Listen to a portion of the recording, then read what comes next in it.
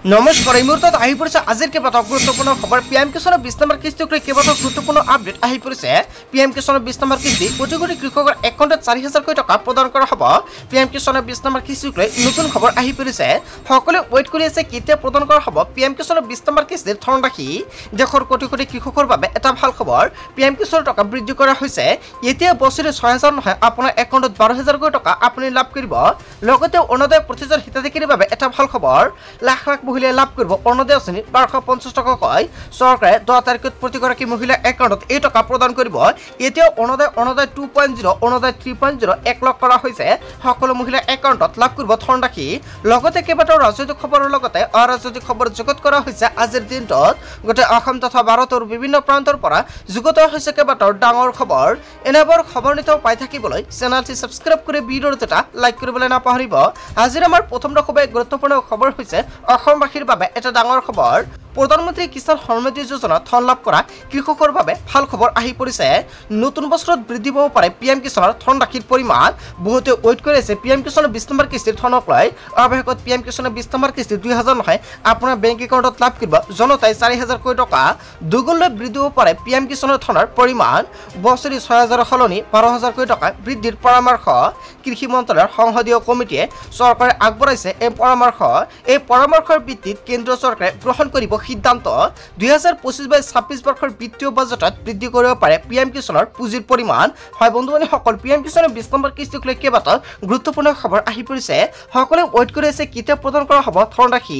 2 দিনৰ ভিতৰতে দেশৰ কোটি কোটি কৃষকৰ একাউণ্টত সোমাব পাৰে পিএম কিষাণৰ ধনৰাশি চৰকাৰে আপোনাৰ একাউণ্টত টকাটো প্ৰদান কৰিছে কিন্তু টকাটো পেণ্ডিং হৈ আছে কিয়নো বাজেটটো এতিয়ালৈকে মুকলি কৰা নাই হ'ব পাৰে কেন্দ্ৰ চৰকাৰৰ ফালৰ পৰা কিবা অসুবিধা আছে তাৰ বাবে চৰকাৰে আপোনাৰ একাউণ্টত টকাটো প্ৰদান কৰা নাই যেতিয়া চৰকাৰৰ ফালৰ পৰা টকাটো প্ৰদান কৰিব নিশ্চয় জানিব পাৰিব এইটো চেনেলৰ জৰিয়তে তাৰ বাবে সকলোৱে চেনেলটি সাবস্ক্ৰাইব কৰি ভিডিঅ'টো লাইক কৰি ৰাখিব সো বন্ধু-বান্ধৱীসকল আজিৰ মূল ভিডিঅ'খনত আপোনালোকক ইখিনি সৰু এটা ইনফৰমেশ্যন দিবলগীয়া আছিলে তাৰ পিছত অসমবাসী ৰাজুক জনসভাৰ পৰৱৰ্তী খুবেই গুৰুত্বপূৰ্ণ খবৰ লগতে ডাঙৰ খবৰ লাখ লাখ কৃষকৰ বাবে ভাল খবৰ খেতি নষ্ট হলে লাভ কৰিব আপুনি ক্ষতিপূৰণ খৰাঙৰ বাবে আপোনাৰ কৃষিভূমি নষ্ট হৈছে নেকি তেনে ক্ষেত্ৰত আপোনাৰ বাবে ভাল খবৰ দিলে মুখ্যমন্ত্ৰী ডক্টৰ হিমন্ত বিশ্ব শৰ্মাই খৰাঙৰ বাবে নষ্ট হোৱা কৃষিভূমিৰ ক্ষতিপূৰণ দিব চৰকাৰে ফসল বীমা কৰিলে এই ক্ষতিপূৰণ লাভ কৰিব কৃষকসকলে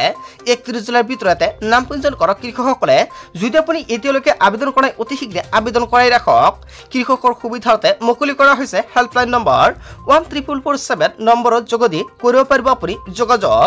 ফসল বীমাক লৈ মুখ্যমন্ত্ৰী ডক্টৰ হিমন্ত বিশ্ব শৰ্মাই ডাঙৰ মন্তব্য কৰিছে তাৰ পিছত অসমবাসী ৰাজুক জনসভাৰ পৰৱৰ্তী খুবেই গুৰুত্বপূৰ্ণ খবৰ লগতে ডাঙৰ খবৰ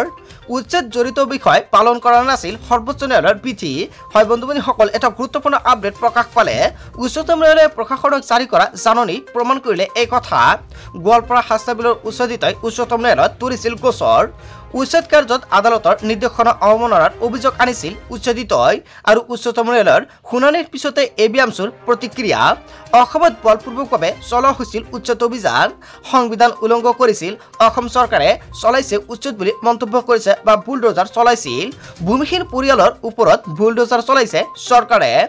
অসমত চলা উচ্ছেদৰ বিৰুদ্ধে অব্যাহত থাকিব এবিএমছৰ আন্দোলন উচ্ছেদত জড়িত বিষয় পালন কৰা নাছিল সৰ্বোচ্চ ন্যায়ালয়ৰ বিধি হয় বন্ধু-বান্ধৱীসকল এটা ডাঙৰ খবৰ আহি পৰিছে ইয়াৰ বিষয়ে জনতাই কি ক'ব যদি জনতাৰ কিবা মন্তব্য কৰিব লগা থাকে আপোনালোকৰ মন্তব্য নিশ্চয় কমেন্ট কৰি জনাই দিব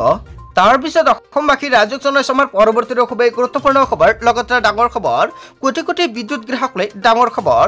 স্মাৰ্ট মিটাৰৰ দিন উকলিল আকৌ ঘূৰি আহিব ডিজিটেল মিটাৰ পুনৰ পুৰণি ডিজিটেল মিটাৰ লাভ কৰিব নতুন বিদ্যুৎ গ্ৰাহকে এপিডিচিএলে আকৌ পুৰণি ডিজিটেল মিটাৰ পক্ষত নতুন বিদ্যুৎ গ্ৰাহকে বিচাৰিলে লাভ কৰিব পুৰণি ডিজিটেল মিটাৰ এইবাৰ গ্ৰাহকলৈ আকৌ পোষ্টপেইড মিটাৰৰ অফাৰ দিছে এপিডিচিএলে